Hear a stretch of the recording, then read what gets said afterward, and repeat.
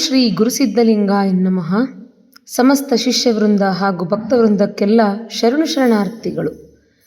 ಪ್ರಿಯ ಸನಾತನ ಧರ್ಮಾಭಿಮಾನಿಗಳೇ, ಭಾರತೀಯ ಋಷಿಗಳ ಪರಂಪರೆಯ ಕೇವಲ ಭಕ್ತಿ ಮತ್ತು ತತ್ವಜ್ಞಾನಕ್ಕೆ ಮಾತ್ರ ಸೀಮಿತವಾಗಿರಲಿಲ್ಲ. ಅದು ಖಗೋಳಶಾಸ್ತ್ರ, ಕಾಲಗಣನೆ, ಗ್ರಹಗತಿ, ಪ್ರಕೃತಿಯ ಚಲನೆಗಳು ಮತ್ತು ಮಾನವ ಸಮಾಜದ ಮೇಲೆ ಅವುಗಳ ಪರಿಣಾಮಗಳನ್ನು ಅಧ್ಯಯನ ಮಾಡಿದ ವಿಶಾಲ ಜ್ಞಾನ ಪರಂಪರೆಯಾಗಿತ್ತು. ಅದೇ ಮಹಾನ್ ಪರಂಪರೆಯ ಅಧ್ಯಯನದ ಭಾಗವಾಗಿ ಪರಾಭವ ಸಂವತ್ಸರದ ಆರಂಭದಲ್ಲಿ ನಮ್ಮ ಪರಮಪೂಜ್ಯ ಶ್ರೀ ಸಿದ್ಧಲಿಂಗ ಶಿವಾಚಾರ್ಯ ಭಗವತ್ಪಾದರು ಗ್ರಹಸ್ಥಿತಿಗಳು, ಖಗೋಳೀಯ ಚಲನೆಗಳು ಮತ್ತು ಕಾಲಚಕ್ರದ ವಿಶ್ಲೇಷಣೆಯ ಆಧಾರದ ಮೇಲೆ ಜಗತ್ತಿನ ಕೆಲವು ಭಾಗಗಳಲ್ಲಿ ಭೂಕಂಪನಗಳು, ಸಮುದ್ರದ ಅಲೆಗಳ ಅಸಾಮಾನ್ಯ ಚಟುವಟಿಕೆಗಳು ಮತ್ತು ಪ್ರಕೃತಿ ವೈಪರೀತ್ಯಗಳ ಸಾಧ್ಯತೆಗಳ ಬಗ್ಗೆ ಗಮನ ಸೆಳೆದಿದ್ದರು. ಇಂದು ಸಂಭವಿಸುತ್ತಿರುವ ಕೆಲವು ಘಟನೆಗಳ ಹಿನ್ನೆಲೆಯಲ್ಲಿ ಅನೇಕರು ಆ ವಿಶ್ಲೇಷಣೆಯನ್ನು ಮತ್ತೆ ಸ್ಮರಿಸುತ್ತಿದ್ದಾರೆ. ಭಾರತೀಯ ಸಂಸ್ಕೃತದಲ್ಲಿ ಕಾಲಜ್ಞಾನ ಎಂಬ ಪದಕ್ಕೆ ಅತ್ಯಂತ ವಿಶಿಷ್ಟ ಸ್ಥಾನವಿದೆ. ವೇದಗಳು, ಪುರಾಣಗಳು, ಸಿದ್ಧಾಂತ ಗ್ರಂಥಗಳು ಮತ್ತು ಪಂಚಾಂಗ ಸಂಪ್ರದಾಯಗಳು ಕಾಲದ ಚಲನೆ ಹಾಗೂ ಪ್ರಕೃತಿಯ ಘಟನೆಗಳ ನಡುವಿನ ಸಂಬಂಧವನ್ನು ಅಧ್ಯಯನ ಮಾಡುವ ಪ್ರಯತ್ನಗಳನ್ನು ದಾಖಲಿಸಿವೆ. ನಮ್ಮ ಪರಮಪೂಜ್ಯರು ಪರಾಭವ ಸಂವತ್ಸರದ ಯುಗಾದಿಯ ಸಂದರ್ಭದಲ್ಲಿ ಕೆಲವು ನಿರ್ದಿಷ್ಟ ದಿನಗಳು ಮತ್ತು ಕಾಲಘಟ್ಟಗಳು ಪ್ರಕೃತಿಯ ದೃಷ್ಟಿಯಿಂದ ಹೆಚ್ಚು ಸಂವೇದನಾಶೀಲವಾಗಿರಬಹುದು ಎಂಬ ಅಭಿಪ್ರಾಯವನ್ನು ವ್ಯಕ್ತಪಡಿಸಿದ್ದರು. ಇಂದು ಜಗತ್ತಿನ ವಿವಿಧ ಭಾಗಗಳಲ್ಲಿ ಸಂಭವಿಸುತ್ತಿರುವ ಘಟನೆಗಳು ಆ ಅಧ್ಯಯನದ ಬಗ್ಗೆ ಮತ್ತೆ ಚರ್ಚೆಗೆ ಕಾರಣವಾಗಿದೆ. ಈ ಸಂದರ್ಭದಲ್ಲಿ ಒಂದು ಪ್ರಮುಖ ಪ್ರಶ್ನೆ ಉದ್ಭವಿಸುತ್ತಿದೆ: ಸನಾತನ ಕಾಲಜ್ಞಾನ ಕೇವಲ ಪರಂಪರೆಯೇ ಅಥವಾ ಅದರೊಳಗೂ ಇನ್ನೂ ಹೆಚ್ಚಿನ ಸಂಶೋಧನೆಯ ಅರ್ಹವಾದ ಜ್ಞಾನ ಅಡಗಿದೆಯೇ? ಇದು ವಿಜ್ಞಾನ ಮತ್ತು ಆಧ್ಯಾತ್ಮಿಕ ಪರಂಪರೆಯ ನಡುವಿನ ಸಂವಾದಕ್ಕೆ ಹೊಸ ಅವಕಾಶವನ್ನು ಒದಗಿಸುತ್ತಿದೆ. ಜಗತ್ತಿಗೆ ಒಂದು ಸಂದೇಶವನ್ನು ನೀಡುವುದಾದರೆ, ಇಂದು ವಿಶ್ವವು ಕೃತಕ ಬುದ್ಧಿಮತ್ತೆ, ಬಾಹ್ಯಾಕಾಶ ವಿಜ್ಞಾನ ಮತ್ತು ಅತ್ಯಾಧುನಿಕ ತಂತ್ರಜ್ಞಾನಗಳ ಯುಗದಲ್ಲಿದೆ. ಆದರೆ ಸಾವಿರಾರು ವರ್ಷಗಳ ಹಿಂದೆಯೇ ಭಾರತೀಯ ಋಷಿಗಳು ಕಾಲಗಣನೆ, ಗ್ರಹಗತಿಗಳು ಮತ್ತು ಪ್ರಕೃತಿಯ ಚಕ್ರಗಳ ಕುರಿತು ಆಳವಾದ ಅಧ್ಯಯನವನ್ನು ನಡೆಸಿದ್ದರು. ಆ ಪರಂಪರೆಯನ್ನು ಮೂಢನಂಬಿಕೆ ಎಂದು ತಳ್ಳಿಹಾಕದೆ ಸಂಶೋಧನೆಯ ಬೆಳಕಿನಲ್ಲಿ ಅಧ್ಯಯನ ಮಾಡುವುದು ಇಂದಿನ ಅಗತ್ಯವಾಗಿದೆ. ಪರಮಪೂಜ್ಯರ ಈ ಪ್ರಯತ್ನವು ಅಂತಹ ಅಧ್ಯಯನದ ದಿಕ್ಕಿನಲ್ಲಿ ಒಂದು ಮಹತ್ವದ ಹೆಜ್ಜೆಯಾಗಿದೆ. ಆದ್ದರಿಂದ ಈ ವಿಡಿಯೋವನ್ನು ಸಂಪೂರ್ಣವಾಗಿ ನೋಡಿ ನಿಮ್ಮ ಅಭಿಪ್ರಾಯಗಳನ್ನು ಕಮೆಂಟ್ ಮೂಲಕ ತಿಳಿಸಿ. ಆ ಜಗನ್ಮಾತೆ ದುರ್ಗಾ ಸ್ವರೂಪವನ್ನು ಆರಾಧನೆಯನ್ನು ಮಾಡಿ ಈ ಪ್ರಾಕೃತಿಕ ವಿಕೋಪಗಳು ಸಹ ದೂರವಾಗಲಿ ಅಂತಂದು ಪ್ರಾರ್ಥನೆಯನ್ನು ಮಾಡಿ ಮತ್ತು ಸಾಧ್ಯವಾದಷ್ಟು ಇದನ್ನು ಅಲ್ಲಿನ ರಾಜ್ಯದ ಮುಖ್ಯಮಂತ್ರಿಗಳಿರಲಿ, ಪ್ರಧಾನಮಂತ್ರಿಗಳಿಗಿರಲಿ, ಅವರೂ ಸಹ ಮಾಡೋದರಿಂದ ಪುಣ್ಯ ಫಲಪ್ರಾಪ್ತಿ. ಏಕೆಂದರೆ ಇಂದಿನ ಜನ್ಮದಲ್ಲಿ ಮಾಡಿರುವ ಆ ದೇವಿಯ ಆರಾಧನೆಯಿಂದಲೇ ಸಹ ಈ ದಿನ ಅವರುಗಳು ಅಂತಹ ಸ್ಥಾನದಲ್ಲಿರ್ತಾರೆ, ಮುಖ್ಯಮಂತ್ರಿಗಳಾಗ್ತಾರೆ, ಪ್ರಧಾನಮಂತ್ರಿಗಳಾಗ್ತಾರೆ. ಆ ಸ್ಥಾನದಲ್ಲಿ ಕೂತ್ಕೊಂಡು ನಾಸ್ತಿಕತೆಯನ್ನು ಮಾಡಿದಾಗ ಮುಂದೊಂದು ದಿನ ಕಾಲಚಕ್ರವೇ ತೋರಿಸ್ತಾ ಹೋಗುತ್ತೆ. ಹೀಗಾಗಿ ಆ ದುರ್ಗೆಯನ್ನು ಪ್ರಾರ್ಥನೆಯನ್ನು ಮಾಡೋಣ. ಹೀಗಾಗಿ ಕೆಲವೊಂದು ನಾವು ಸಂಶೋಧನೆಯನ್ನು ಮಾಡಿದಾಗ ಅಲ್ಲಿನ ಪ್ರದೇಶಗಳು ಮತ್ತು ಅಕ್ಷಾಂಶ ರೇಖಾಂಶದಿಂದ ಕಾಲಜ್ಞಾನದಲ್ಲಿ ಗ್ರಹಗತಿಗಳ ಆಧಾರದಿಂದ ತಿಳಿಸ್ತಾ ಇರೋದು, ಕೆಲವೊಂದು ದೇಶಗಳು ಎಚ್ಚರಿಕೆಯಿಂದ ಇರಬೇಕು. ಇಷ್ಟಕಾಮೇಶ್ವರಿಯ ಮತ್ತು ಶ್ರೀ ದುರ್ಗಾದೇವಿ ಆರಾಧನೆಯನ್ನು ಮಾಡೋದು ಸೂಕ್ತ. ಜಪಾನ್ ಇರಲಿ, Indonesia, Philippines, New Zealand, Papua New Guinea, Chile, Peru, Mexico, USA California, Alaska, Canada, West Coast ಅಂತಂದು, ರಷ್ಯಾ, ಕಮ್ಚಾಟ್ಕಾ, ಇನ್ನು ಪ್ರಮುಖ ದ್ವೀಪಗಳನ್ನಲ್ಲೂ ಸಹ ಹೊರತಿ Aleutian Islands, Kuril Islands, Hawaiian Islands, Tonga Islands, Solomon Islands ಇವುಗಳು ಮತ್ತು ಇದರ ಜೊತೆಯಲ್ಲಿ Turkey, Iran, Afghanistan, Pakistan, India ಅಂದರೆ ನಮ್ಮ ಭಾರತ ಅದರೊಳಗೂ ಹಿಮಾಲಯ, ಹಿಮಾಚಲ್, ಉತ್ತರಾಖಂಡ್, ಜಮ್ಮು ಕಾಶ್ಮೀರ್, ಪಂಜಾಬ್ ಈ ಕಡೆಯೂ ಸಹ ಎಚ್ಚರಿಕೆಯನ್ನು ವಹಿಸೋದು. ನೇಪಾಳ, ಚೀನಾ, ಗ್ರೀಸ್, ಇಟಲಿ ಮತ್ತು ಇಂಡಿಯನ್ ಪ್ಲೇಟ್, ಯುರೇಷಿಯನ್ ಪ್ಲೇಟ್ಸ್ ಅಂತಂದು. ನಂತರ ಐಲ್ಯಾಂಡ್, ಇನ್ನೂ ಕೆಲವು ಇದರೊಳಗೆ ಹಿಮಾಲಯದ ಕೆಲವೊಂದು ಜಮ್ಮು, ಹಿಮಾಚಲ, ಉತ್ತರಾಖಂಡ್, ನೇಪಾಳ ಮತ್ತು ಚೀನಾದ ಬಾರ್ಡ್ರು, ಟಿಬೇಟು ಮತ್ತು ಅಸ್ಸಾಂ, ಅರುಣಾಚಲ ಪ್ರದೇಶ್, ಗುಜರಾತ್ನ ಭುಜ್ ರೀಜನ್ನಲ್ಲಿ ಮತ್ತು ಅಂಡಮಾನ್ ನಿಕೋಬಾರ್ಗಳಲ್ಲಿ ಮತ್ತು ಆಫ್ರಿಕಾದ ಪೂರ್ವ ಆಫ್ರಿಕಾದಲ್ಲಿ ಕೀನ್ಯಾ, ಇಥಿಯೋಪಿಯಾ, ತಾಂಜಾನಿಯಾ ಈ ಪ್ರದೇಶಗಳಿನಲ್ಲಿ ನೀವುಗಳು ಈಗ ನಾವು ತಿಳಿಸಿದ ಈ ಪ್ರದೇಶಗಳು ಅಕ್ಷಾಂಶ ಮತ್ತು ರೇಖಾಂಶಗಳ ಮೇಲೆ ಮತ್ತು ಗ್ರಹಗತಿಗಳ ಆಧಾರದಿಂದ ಈ ವರ್ಷ ಯಾರ್ಯಾರು ಜ್ಯೋತಿಷ್ಯವನ್ನು ಅಧ್ಯಯನವನ್ನು ಮಾಡ್ತಾ ಇದ್ದೀರಾ ಆ ಎಲ್ಲ ವಿದ್ಯಾರ್ಥಿಗಳು ತಾವುಗಳು ಗಮನಿಸ್ತಾ ಬನ್ನಿ. ಈ ಪ್ರದೇಶಗಳಲ್ಲಿ ಭೂಕಂಪ ನಡಿಲೇಬೇಕು. ಈ ಗುರುವಾರ ನಡೀತಾರಿಂದ ಒಂದಲ್ಲ ಒಂದು ಸಲ ಭೂಮಿ ಕಂಪಳಿ. ಆ ಸಂಶೋಧನೆಯ ಪ್ರಕಾರ ಈ ಪ್ರದೇಶಗಳಲ್ಲಿ ಭೂಕಂಪದ ಸೂಚನೆ ನಡೆಯುತ್ತೆ ಅಂತಂದು ಕಾಲಜ್ಞಾನಗಳು ಹೇಳ್ತಾ ಇದ್ದಾವೆ. ಆದರೆ ನೀವೆಲ್ಲರೂ ಸೇರಿ ಆ ಜಗನ್ಮಾತೆ ಇಷ್ಟಕಾಮೇಶ್ವರಿಯನ್ನು ಪ್ರಾರ್ಥನೆಯನ್ನು ಮಾಡೋಣ. ಬರುವ ಈ ಎಲ್ಲ ಪ್ರಾಕೃತಿಕ ವಿಕೋಪಗಳು ಆ ಜಗನ್ಮಾತೆಯ ಅನುಗ್ರಹದಿಂದ ಪಾರಾಗಲಿ, ಅಲ್ಲಿನ ಜೀವಿಗಳಿಗೆ ಒಳಿತನ್ನೇ ಆಗಲಿ ಅಂತಂದು ನೀವೆಲ್ಲರೂ ಪ್ರಾರ್ಥಿಸೋಣ. ಆ ದೇಶದ ಪ್ರಜೆಗಳಿಗೂ ಸಹ ಯಾರಾದರೂ ಇದ್ದರೂ ಈ ಸಂದೇಶವನ್ನು ಕಳಿಸಿ ಆ ಪ್ರದೇಶದಲ್ಲೂ ಸಹ ಆ ಜಗನ್ಮಾತೆ ಇಷ್ಟಕಾಮೇಶ್ವರಿಯ ಧ್ಯಾನವನ್ನು ಮಾಡಲಿ. ಅದನ್ನಾದ್ರೂ ಸಹ, ಯಾಕಂತಂದರೆ ಈಗಿನ ಸ್ವಾರ್ಥ ಮನುಷ್ಯರು, ಯಾಕಂತಂದರೆ ಕಾಲಜ್ಞಾನದಲ್ಲಿ ತೋರಿಸ್ತಾ ಇದೆಯಲ್ಲ, ತುಂಬ ಸ್ವಾರ್ಥವಾದ ಮನುಷ್ಯರು. ಯಾಕಂದರೆ ತಮಗೆ ಒಳ್ಳೆಯದಾದರೂ ಸಾಕು, ಅದನ್ನು ನಾವು ಇನ್ನೊಬ್ಬರಿಗೆ ಏಂತಕ್ಕೆ ತಿಳಿಸೋಣ ಬಿಡಿ ಗುರುಗಳೇ ಅಂತಂದು ಅಂಥವರೇ ತುಂಬ ಹೆಚ್ಚಿನ ವ್ಯಕ್ತಿಗಳು. ಹೊರತು ತನಗೆ ಒಳ್ಳೆಯದಾಗಲಿ ಇನ್ನೊಬ್ರಿಗೂ ಒಳ್ಳೆಯದಾಗಲಿ ಅನ್ನೋ ಸಿಗುವಂಥ ಶಿಷ್ಯಂದಿರು ಅತ್ಯಂತ ವಿರಳ. ನಾವುಗಳು ಗಮನಿಸ್ತಾ ಇರ್ತೀವಿ. ಯಾಕಂತಂದರೆ ಇಲ್ಲ ಅಂತಂದರೆ ಎಷ್ಟೋ ಜನ ಮುಂದುವರಿತಿದ್ರು ನಮ್ಮ ಭಾರತದಲ್ಲಿ ನೋಡಿದ್ದೀವಿ. ಆದ್ದರಿಂದ ಆ ಮನಪರಿವರ್ತನೆಯೂ ಸಹ ಮುಂದೊಂದು ದಿನ ಉಂಟಾಗ್ತಾ ಹೋಗುತ್ತೆ. ಹೀಗಾಗಿ ಕಾಲಜ್ಞಾನದಲ್ಲಿ, ಏಕೆಂದರೆ ಹಿಂದೆಯೂ ಸಹ ತಿಳಿಸಿದ್ದೀವಿ ಕರ್ಮ ರಿಟರ್ನ್ಸ್ ಅಂತಂದು. ಇದನ್ನೇ ನಾನು ಯಾಕೆ ತಿಳಿಸಿದೆ ಅಂತಂದರೆ, ಎಷ್ಟೋ ಜನ ಶಿಷ್ಯಂದಿರಲಿ ಮಾನವರಿರಲಿ ಒಳಿತನ್ನು ತಮಗಾದರೆ ಸಾಕು, ಅದು ಇನ್ನೊಬ್ಬರಿಗೆ ಬೇಡ ಗುರುಗಳೇ ಹೊರತೆ ಅದನ್ನು ಯಾಕೆ ತಿಳಿಸೋಣ.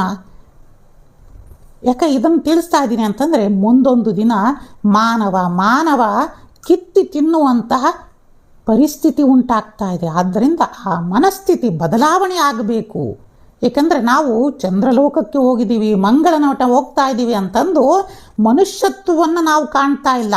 ಬರೀ ಆಧುನಿಕತೆಯಲ್ಲಿ ಹೋಗಿದ್ದೀವಿ ಹೊರತು ಒಬ್ಬ ಮನುಷ್ಯ ಇನ್ನೊಬ್ಬ ಮನುಷ್ಯನನ್ನು ಪ್ರೀತಿಯಿಂದ ಒಳ್ಳೆಯತನದಿಂದ ನೋಡಿದ ಸಮಯವೇ ಇಲ್ಲ. ಎಲ್ಲೋ ಒಬ್ಬರು ಇಬ್ಬರು ಲೋಕದಲ್ಲಿ ಅಂಥವರಿಂದ ಮಳೆ ಬೆಳೆಗಳು ಆ ಭಗವತಿಯ ಅನುಗ್ರಹದಿಂದ ಆ ಕಾಲಕ್ಕೆ ಆಗ್ತಾ ಇದೆ. ಆದ್ದರಿಂದ ಪ್ರತಿಯೊಬ್ಬ ಮನುಷ್ಯರಲ್ಲೂ ಸಹ ಅಂತಹ ಬದಲಾವಣೆ ಮುಖ್ಯ. ಯಾಕಂತಂದರೆ ನೀವೆಲ್ಲರೂ ಸಹ ಗುರುಗಳೇ ಕಾಲಜ್ಞಾನ ಹೇಳಿ ನಾವು ಕೇಳ್ತೀವಿ ಅಂತಂದು ಹೇಳಿ, ನಮ್ಮಲ್ಲಿರುವ ಕಾಲಜ್ಞಾನ, ನಮ್ಮಲ್ಲಿರುವ ಆ ವಿಷದ ಅಂಶವು ಯಾವಾಗ ಹೋಗುತ್ತೆ ಅಂತಂದೇಳಿ ಯಾವ ಶಿಷ್ಯ ಕೇಳ್ತಾ ಇದ್ದಾನೆ?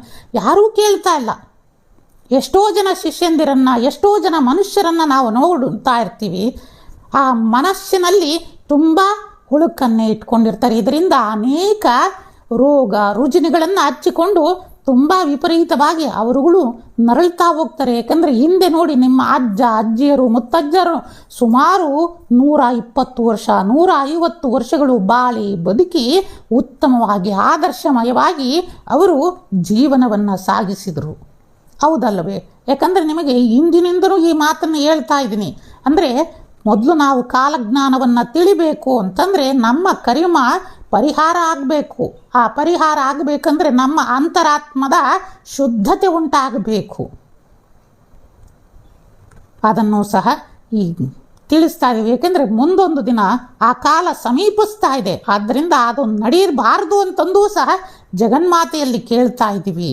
ಹೀಗಾಗಿ ಆ ಇಷ್ಟಕಾಮೇಶ್ವರಿ ಪ್ರತಿಯೊಬ್ಬರ ಮನಸ್ಸನ್ನೂ ಸಹ ಪರಿವರ್ತನೆಯನ್ನು ಮಾಡಲಿ, ಶುದ್ಧತೆಯನ್ನು ನೀಡಲಿ. ಇಡೀ ರಾಷ್ಟ್ರದ ರಕ್ಷಣೆಗೆ ಪ್ರತಿಯೊಬ್ಬರೂ ಸಹ ನಿಲ್ಲುವಂತಾಗಲಿ ಅಂತಂದು ಸಹ ಕೇಳ್ತಾ, ಅನೇಕ ರೀತಿಯಿಂದ ಈ ವರ್ಷದಲ್ಲೂ ಸಹ ಯುದ್ಧ ಭೀತಿಗಳು ಸಹ ಕಾಣ್ತಾ ಇದ್ದಾವೆ. ಜನವರಿನಲ್ಲೂ ಸಹ ತಿಳಿಸಿದ್ವಿ ಮತ್ತು 2025ರಲ್ಲೂ ಸಹ ನಿಮಗೆ ತಿಳಿಸಿದ್ವಿ. ಅನೇಕ ರೀತಿಯಿಂದ ಇರಾನ್, ಇಸ್ರೇಲ್ ಮತ್ತು ಅಮೇರಿಕದ ನಡುವೆ ಮತ್ತು ರಷ್ಯಾ ಉಕ್ರೇನ್ನ ಯುದ್ಧ ಭೀತಿ ಇನ್ನೂ ಸಹ ಮುಂದುವರಿತಾ ಹೋಗ್ತದೆ ಮತ್ತು ಚೈನಾ ಮತ್ತು ತೈವಾನ್ನ ನಡುವೆ ಯುದ್ಧದ ಭೀತಿ ಕಾಣ್ತಾ ಇದೆ. ಯಾಕಂದರೆ ಕಾಲಜ್ಞಾನದಲ್ಲಿ ತೋರಿಸ್ತಾರಿಂದ ಮುಂದೆ ಈ ಯುದ್ಧ ಪ್ರಾರಂಭ ಆಗಲಿಕ್ಕೆ ಕಾಯ್ತಾ ಇದೆ. ಆದಷ್ಟು ಸಹ ಈ ಯುದ್ಧ ಭೀತಿಗಳು ದೂರ ಆಗಲಿ ಅಂತಂದು ಸಹ ಕೇಳ್ತಾ ಇದ್ದೀವಿ. ನಂತರ ಈ ಇಸ್ರೇಲ್ನ ನಡುವೆ ಲೆಬನಾನ್ ಮತ್ತು ಹಿಜ್ಬೊಲಾದ ನಡುವೆನೂ ಸಹ ಯುದ್ಧ ಭೀತಿಗಳೂ ಸಹ ಉಂಟಾಗಬಹುದು. ಇದರ ನಂತರ ಯಮನ್ನ ಯುದ್ಧವೂ ಸಹ ಆಗ್ಬೋದು. ಯಮನ್ ಗುಂಪುಗಳು ಮತ್ತು ಸೌದಿ ಅರೇಬಿಯಾ ನಡುವೆ ಇಂತಹ ಯುದ್ಧಗಳು ನಡೆಯುವಂಥದ್ದು ಮತ್ತು ಸುಡಾನ್ ಮತ್ತು ಆಫ್ರಿಕಾದಲ್ಲೂ ಸಹ ಯುದ್ಧಗಳು ನಡೆಯುವಂಥದ್ದು ಮತ್ತು ಇದರ ಜೊತೆಯಲ್ಲಿ ಮುಂದೊಂದು ದಿನ ಇದೇ 2027-28ರ ನಡುವೆ ಏನಾಗುತ್ತೆ ಅಂತಂದರೆ, ಈಗ ಶಸ್ತ್ರಗಳ ನಡುವೆ ನಡೀತಿದ್ರೆ ಮುಂದೊಂದು ದಿನ ಇದು ಸೈಬರ್ ಯುದ್ಧ ಅಂತಂದೇ ಸ್ಟಾರ್ಟ್ ಆಗುತ್ತೆ. ಅಂದರೆ ಸೈಬರ್ ವಾರ್ ಅಂತಂದು ಅದು ಈ ಅಮೇರಿಕಾ, ಯುನೈಟೆಡ್ ಸ್ಟೇಟ್ ಇರಲಿ ಮತ್ತು ಚೀನಾ, ರಷ್ಯಾದ ನಡುವೆ ಅಂದರೆ ಇಂತಹ ಅದೃಶ್ಯ ಯುದ್ಧಗಳು ಅಂದರೆ ಈ AI ಅಂತಂದೇಳಿ ನಾವು ಏನನ್ನ ಕಂಡುಹಿಡಿತಾ ಇದ್ದಾರೆ ಮನುಷ್ಯ, ಅದೇ ಮುಂದೆ ಇವರಿಗೆ ಶತ್ರುಗಾಗಿ ಕುತ್ಕೊಳ್ತಾ ಹೋಗುತ್ತೆ. ಅದು ಮುಂದೆ ಇದು ಎಂತಹ ಇದಾಗುತ್ತೆ ಅಂತಂದರೆ, ಈಗ ನಾವು ಎಲ್ಲ ಆಯಿಲ್ ಅಂದರೆ ತೈಲದ ಸಂಕಷ್ಟವನ್ನು ಎದುರಿಸ್ತಾ ಇದ್ದೀವಿ, ಆರ್ಥಿಕ ಸಂಕಷ್ಟವನ್ನು ಸಹ ಎದುರಿಸ್ತಾ ಇದ್ದೀವಿ. ಆದಷ್ಟು ಸಹ ಇನ್ನೂ 2026-27ರವರೆಗೂ ಸಹ ತುಂಬ ಎಚ್ಚರಿಕೆಯನ್ನು ಇರಬೇಕು ಅಂತಂದು ಸಹ ತಿಳಿಸ್ತಾ ಇದ್ದೀವಿ. ಫಿಲಿಪೈನ್ಸ್ನಲ್ಲಿ ಪ್ರಬಲ ಭೂಕಂಪ ಸಂಭವಿಸಿದೆ. ಸುನಾಮಿಯ ಎಚ್ಚರಿಕೆ ನೋಡಿ. ರಿಕ್ಟರ್ ಮಾಪಕದಲ್ಲಿ ಕಂಪನದ ತೀವ್ರತೆ 8.2ರಷ್ಟು ದಾಖಲಾಗಿದೆ. ಫಿಲಿಪೈನ್ಸ್ನಲ್ಲಿ ಪ್ರಬಲ ಭೂಕಂಪ ಆಗಿದೆ. ಸುನಾಮಿಯ ಎಚ್ಚರಿಕೆ ನೀಡಲಾಗಿದೆ. ರಿಕ್ಟರ್ ಮಾಪಕದಲ್ಲಿ ಚೆಕ್ ಮಾಡಿ ನೋಡಿದ್ರೆ ಕಂಪನದ ತೀವ್ರತೆ 8.2ರಷ್ಟಿದೆ. ಫಿಲಿಪೈನ್ಸ್ ಕರಾವಳಿ ಪ್ರದೇಶಗಳಲ್ಲಿ ಸುನಾಮಿಯ ಎಚ್ಚರಿಕೆಯನ್ನ ನೀಡಲಾಗಿದೆ. ಸುನಾಮಿ ಎಚ್ಚರಿಕೆಯನ್ನ ಕೊಟ್ಟಿದೆ ಫಿಲಿಪೈನ್ಸ್ ಸರ್ಕಾರ. ಕಟ್ಟೆಚ್ಚರ ವಹಿಸುವಂತೆ ಅಧಿಕಾರಿಗಳಿಗೆ ಸೂಚನೆ ಕೊಟ್ಟಿದೆ ಸರ್ಕಾರ. ಧರೆಗೆ ಉರುಳಿದ ಕಟ್ಟಡ ಬೆಚ್ಚಿ ಬಿದ್ದು ಓಡಿದ್ದಾರೆ ನಿವಾಸಿಗಳು. ಭೂಕಂಪ ಅಂತಂದ್ರೆ ಸಾಮಾನ್ಯನ? ಧರೆನೆ ಹತ್ತಿ ಹೊರದ್ರೆ ಎಲ್ಲೋ ಹೋಗ್ಲಿಕ್ಕಾಗುತ್ತೆ, ಹಾಗೆ ಧರೆನೆ ನಡುಗ್ತಾ ಇದೆ ಅಂದ್ರೆ ಎಲ್ಲೋ ಹೋಗ್ತಾರೆ ಅವರು. ಭೂಕಂಪ ಆಗ್ತಾ ಇದೆ, ಬಿಲ್ಡಿಂಗ್ಗಳ ದೊಡ್ಡ ದೊಡ್ಡ ಕಟ್ಟಡಗಳೆಲ್ಲ ನೆಲಸಮ ಆಗ್ತಾ ಇದೆ. ಸೆಕೆಂಡ್ಗಳಲ್ಲಿ ನೆಲಸಮ. ಭೂಕಂಪ ಭೂಮಿನೇ ಕಂಪಿಸ್ತು ಅಂತಂದ್ರೆ ಯಾರು ಎಲ್ಲೂ ಓಡಾಡ್ಲಿಕ್ಕಾಗತ್ತೆ, ಏನ್ ಮಾಡ್ಲಿಕ್ಕಾಗತ್ತೆ? ದೊಡ್ಡ ದೊಡ್ಡ ಕಟ್ಟಡಗಳು, ಗಗನಚುಂಬಿ ಕಟ್ಟಡಗಳೆಲ್ಲ ಕೆಳಗಡೆ ಬೀಳ್ತಾ ಇರುತ್ತೆ. ಯಾವಾಗ ಕಂಪಿಸ್ಲಿಕ್ಕೆ ಶುರುವಾಯಿತೋ ಬೆಚ್ಚಿ ಬಿದ್ದು ಓಡಿದ್ದಾರೆ ನಿವಾಸಿಗಳು.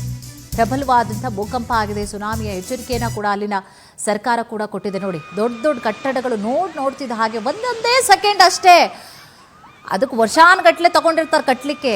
ಒಂದು ಕಂಪನ ಅಷ್ಟೇ ಸಾಕು, ಭೂಮಿ ಒಂದ್ಸಲ ನಡಗಿಸ್ಬಿಟ್ರೆ ಸಾಕು, ಫುಲ್ ನಡ್ಗೋಗ್ಬಿಡ್ತಾರೆ ಜನ. ಪ್ರಕೃತಿ ಹಾಗೇನೆ, ಪ್ರಕೃತಿನ ಕೆಣಕಬಾರ್ದು. ಕೆಣಕ್ತು ಅಂತಂದರೆ 1 ಸೆಕೆಂಡಲ್ಲಿ ಸಾವಾಗ್ಬಿಡುತ್ತೆ. 1 ಸೆಕೆಂಡು, ಜಾಸ್ತಿ ಹೊತ್ತು ಬೇಡ, 1 ಸೆಕೆಂಡಲ್ಲಿ ಸಾವಾಗುತ್ತೆ ಅನ್ನೋದಕ್ಕೆ ಒಂದು ಎಕ್ಸಾಂಪಲ್ ಇದು. ಭೂಮಿ ಕಂಪಿಸಿದಂತಹ ಪರಿಣಾಮವಾಗಿ ದೊಡ್ಡ ದೊಡ್ಡ ಕಟ್ಟಡಗಳೆಲ್ಲ ಹಾಗೆ ನೆಲಸಮ ಆಗ್ತಾ ಇದೆ. ಜನ ಎದ್ನೋ ಬಿದ್ನೋ ಎಲ್ಲೋಗೋದು, ಎಲ್ಲ ಕಡೆನೂ ಕಂಪಿಸಿದ್ರು ಎಲ್ಲೋಗ್ತಾರೆ? ಸೊ ನೋಡಿ, ಜನ ಓಡ್ ಬರ್ತಾ ಇದ್ದಾರೆ. ಆಮೇಲೆ ಅದರಲ್ಲೂ ಈ ಕಟ್ಟಡಗಳು ಒಳಗಡೆ ಇದ್ರಂತೂ ಬಹಳ ಸಾವಿನ ಸಂಖ್ಯೆ ಜಾಸ್ತಿ ಆಗ್ಬಿಡುತ್ತೆ. ಅದಕ್ಕೆ ಭೂಮಿಗೆ ಬಂದ್ಬಿಡ್ತಾರೆ, ಹೊರಗಡೆ ಬಂದ್ಬಿಡ್ತಾರೆ, ಆಚೆಗೆ ಬಂದ್ಬಿಡ್ತಾರೆ, ಫೀಲ್ಡಿಗೆ ಬಂದ್ಬಿಡ್ತಾರೆ, ಖಾಲಿ ಇರುವಂಥ ಜಾಗಕ್ಕೆ ಬಂದ್ಬಿಡ್ತಾರೆ. ಯಾಕೆಂದರೆ ಸಾಯುವಂತಹ ಸಂಖ್ಯೆ ಕಡಿಮೆ ಇರುತ್ತೆ ಅಂತ ಹೇಳಿ ಈ ಭೂಮಿ ಕಂಪಿಸುತ್ತಲ್ಲ, ಅವಾಗೆಲ್ಲ ಹೊರಗಡೆ ಬಂದ್ಬಿಡ್ತಾರೆ ಜನ. ಇಲ್ಲ ಅಂತಂದರೆ ಆ ಬಿಲ್ಡಿಂಗ್ ಎಲ್ಲ ತಲೆ ಮೇಲೆ ಬಿದ್ದಿರುತ್ತೆ. 100% ಸಾವಿನ ಸಂಖ್ಯೆ ಜಾಸ್ತಿನೇ ಆಗುತ್ತೆ. ಸೊ ಆ ಕಾರಣವಾಗಿ ನೋಡಿ, ಜನ ಎದ್ನೋ ಬಿದ್ನೋ ಅಂಥೇಳಿ ಎಲ್ಲರೂ ಕೂಡ ಆಚೆ ಬಂದಿದ್ದಾರೆ. ಸೊ ಏನು ಮಾಡಬೇಕು ಅಂತ ಅವ್ರಿಗೂ ಕೂಡ ಗೊತ್ತಾಗಿಲ್ಲ. ಆದರೆ ಜೀವ ಉಳಿಸ್ಕೊಂಡ್ರೆ ಸಾಕಪ್ಪ ಅಂಥೇಳಿ ಹೊರಗಡೆ ಬಂದಿದ್ದಾರೆ.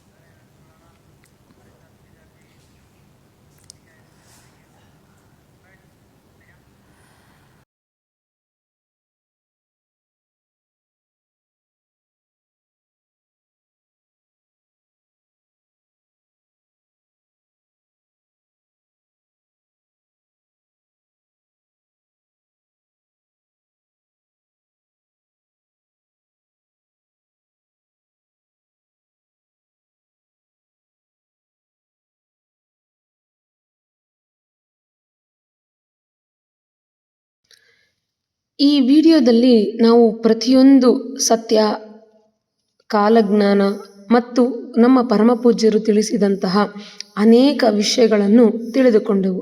ಸನಾತನ ಭಾರತದ ಜ್ಞಾನ ಪರಂಪರೆಯು ವಿಶ್ವ ಮಾನವತೆಯಗೆ ಸೇರಿದ ಅಮೂಲ್ಯ ಪರಂಪರೆಯಾಗಿದೆ. ಅದರ ಅಧ್ಯಯನ, ಸಂಶೋಧನೆ ಮತ್ತು ವೈಜ್ಞಾನಿಕ ಪರಿಶೀಲನೆಯ ಮೂಲಕ ಹೊಸ ಅರಿವುಗಳನ್ನು ಕಂಡುಕೊಳ್ಳುವುದು ನಮ್ಮೆಲ್ಲರ ಜವಾಬ್ದಾರಿಯಾಗಿದೆ. ನಮ್ಮ ಪರಮಪೂಜ್ಯರು ತಮ್ಮ ಕಾಲಜ್ಞಾನದಿಂದ ತಿಳಿಸಿದ್ದರು. ಯಾವ ಸ್ಥಳಗಳಲ್ಲಿ, ಯಾವ ದಿನಗಳಲ್ಲಿ, ಅಂದರೆ ಜೂನ್, ಜುಲೈ, ಆಗಸ್ಟ್ ತಿಂಗಳಲ್ಲಿಯೂ ಭೂಮಿ ಕಂಪಿಸಲೇಬೇಕು ಎಂದು ಸಹ ನಿರ್ದಿಷ್ಟವಾಗಿ ತಿಳಿಸಿದ್ದರು. ಇದರಿಂದ ನಾವು ತಿಳಿದುಕೊಳ್ಳುವುದೇನೆಂದರೆ, ಕಾಲಜ್ಞಾನ ಒಂದು ವಿಜ್ಞಾನ. ಅದು ಯಾರಿಗೂ ಸಹ ಭಯಪಡಿಸುವುದಕ್ಕೆ ತಿಳಿಸುವುದಲ್ಲ. ಮುಂಬರುವಂತಹ ಅಥವಾ ಮುಂದೆ ಆಗುವಂತಹ ಅನಾಹುತಗಳನ್ನು ತಪ್ಪಿಸಲು ನಾವು ಮಾಡಬೇಕಾಗಿರುವಂತಹ ಕರ್ತವ್ಯಗಳು ಹಾಗೂ ಜವಾಬ್ದಾರಿಗಳನ್ನು ಸೂಚಿಸುತ್ತದೆ. ಹಾಗಾಗಿ ಎಲ್ಲರೂ ಈ ಕಾಲಜ್ಞಾನವನ್ನು ತಿಳಿದುಕೊಂಡು ಮುಂದೆ ಆಗುವ ಅನಾಹುತಗಳಿಂದ ಪಾರಾಗೋಣ. ಈಗ ನಮ್ಮ ಜೊತೆ ಪ್ರೀತಿಯಿಂದ ಹೇಳಿ: ಓಂ ನಮಃ ಶಿವಾಯ, ಓಂ ನಮಃ ಶಿವಾಯ, ಓಂ ನಮಃ ಶಿವಾಯ.